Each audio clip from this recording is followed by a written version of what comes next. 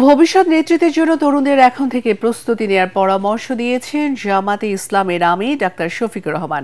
দেশের 4 বিশ্ববিদ্যালয়ে নির্বাচিত ছাত্র সংসদের প্রতিনিধিদের সম্মানে ইসলামী ছাত্র শিবির আয়োজিত অনুষ্ঠানে একথা বলেন তিনি।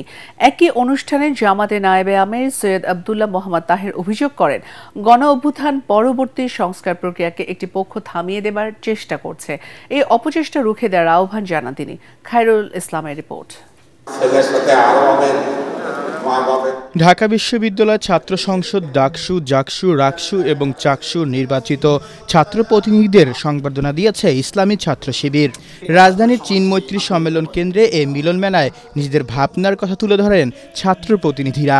এখন আমাদের মূল দায়িত্ব হবে শহীদদের আকাঙ্ক্ষার আলোকে এই নতুন বাংলাদেশ বিনির্মাণ করা। এ সময় বাংলাদেশ জামায়াত ইসলামীর নায়েবে আমির সৈয়দ আব্দুল্লাহ মোহাম্মদ তাহের অভিযোগ করেন, তরুণদের আকাঙ্ক্ষিত রাষ্ট্র সংস্কার বাধাগ্রস্ত করছে একটি পক্ষ।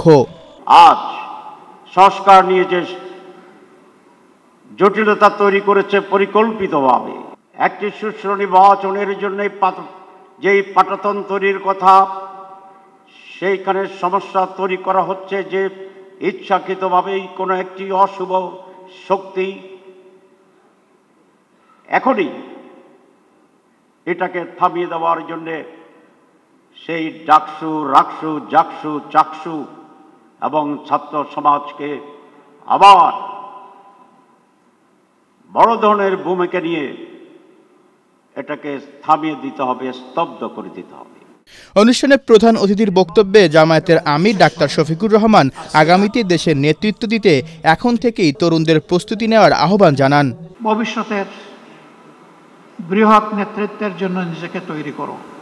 দেশের ককপিটে তোমাদেরকে বসাতে চাই। তোমরা ককপিটে বসে দেশ পরিচালনা করবা, পিছন থেকে আমরা তোমাদের জন্য দোয়া করব, শক্তি যোগাবো। অনুষ্ঠানে নবনির্বাচিত ছাত্র প্রতিনিধিদের পাশাপাশি সাবেক ছাত্রনেতারাও উপস্থিত ছিলেন। খায়রুল ইসলাম, এটিএন বাংলা, ঢাকা।